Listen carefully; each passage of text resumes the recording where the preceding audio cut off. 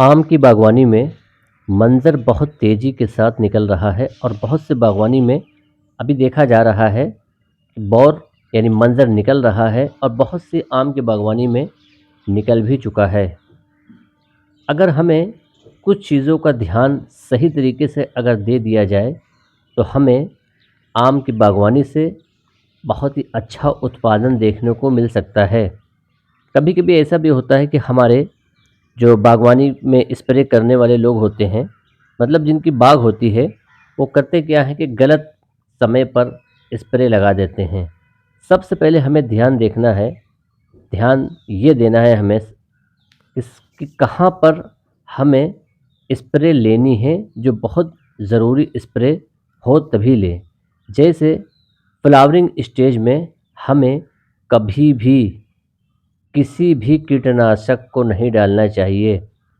कुछ कीटनाशक ऐसे भी होते हैं जो हमारी मधुमक्खी, जो कि ये एक मित्र कीट होता है और इससे परागण में बहुत काफ़ी सहायता मिलती है। तो ध्यान रखें, कभी भी फ्लावरिंग स्टेज में हमें किसी भी कीटनाशक को या किसी भी दवाई को कभी भी स्प्रे नहीं करना चाहिए।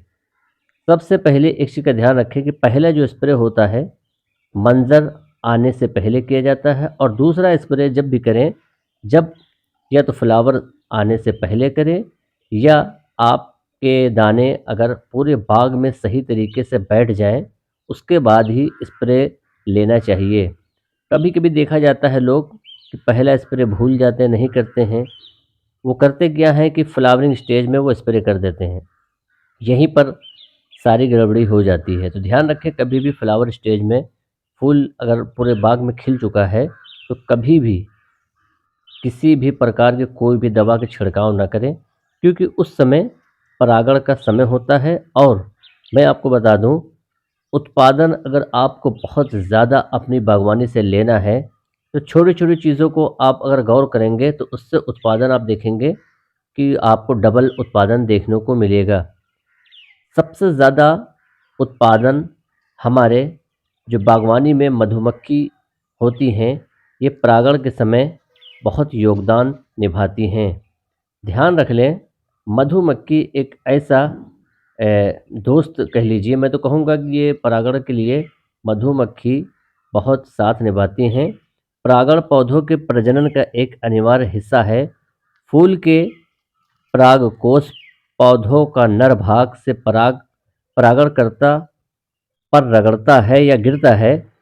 फिर परागणकर्ता इस पराग को दूसरे फूल पर ले जाता है, जहां पराग कलंक मादा भाग से चिपक जाता है।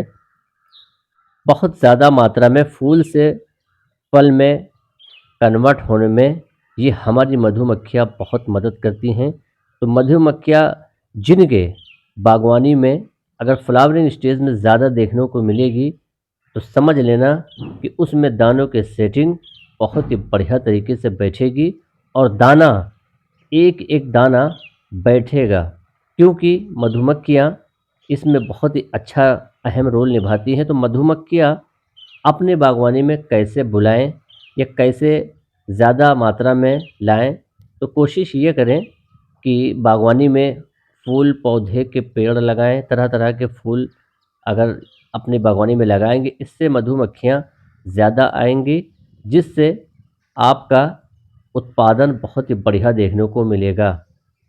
ध्यान रख लें कि रेड निशान की कोई भी कीटनाशक आपको अपनी बागवानी में नहीं लगानी है। गलती से भी कभी-कभी देखा जाता है कि लोग मोनोक्रोटोफास इंसेक्टिसाइड का इस्तेमाल कर लेते हैं, जिससे मधुमक्खियाँ बहुत ज़्यादा ख़त्म हो जाती हैं। तो ध्यान रखें, जिनकी बागवानी में मधुमक्खियाँ अगर ज़्यादा देखने को मिलेंगी, समझ लेना कि उनके उत्पादन बहुत ही बढ़िया देखने को मिलेगा।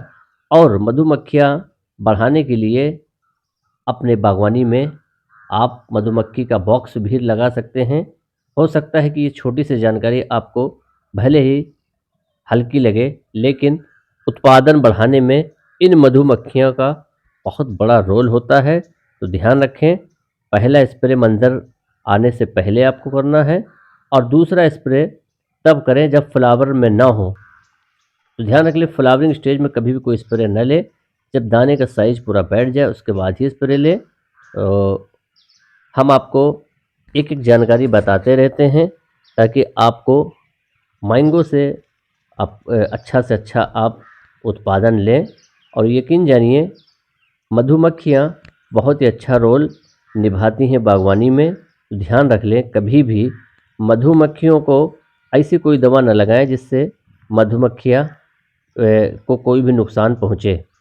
जिनकी बागवानी में मधुमक्खियाँ कम देखने को मिलती हैं उनका उत्पादन और फल सेटिंग बहुत कम मात्रा में देखने को मिलेगी, क्योंकि फूल से फल को कन्वर्ट होने में परागण का समय जब फ्लावरिंग में होता है वहाँ पर ये मधुमक्खियाँ बहुत ही अच्छा रोल निभाती हैं। तो ध्यान रख लें मधुमक्खियों को कोई भी मधुमक्खियों को हमें ज़्यादा से ज़्यादा अपनी बागवानी में एकत्र करना होगा, इकट्ठा करना होगा। इसके लिए मैंने बताया है फूल, तरह-तरह के फूल के पौधे भी आप लगा सकते हैं अपने बागवानी में, इससे आपकी बाग भी खूबसूरत दिखेगी। और अगर ये आप नहीं करते हैं तो मधुमक्खी का आप बॉक्स भी लगा सकते हैं। इसको लगाने से आपको खुद पता चल जाएगा कि उत्पादन आप देखेंगे कि बहुत ही बढ़िया देखने को मिलेगा। दूसरी बात, एक चीज़ का और ध्यान आपको रखना है कि बौर जहाँ पर आपके कालेपन अगर बौर दिख रहा है तो वहाँ पर जान लीजिए कि फंगस का अटैक हो चुका है। तो अगली वीडियो का इंतज़ार करें। धन्यवाद।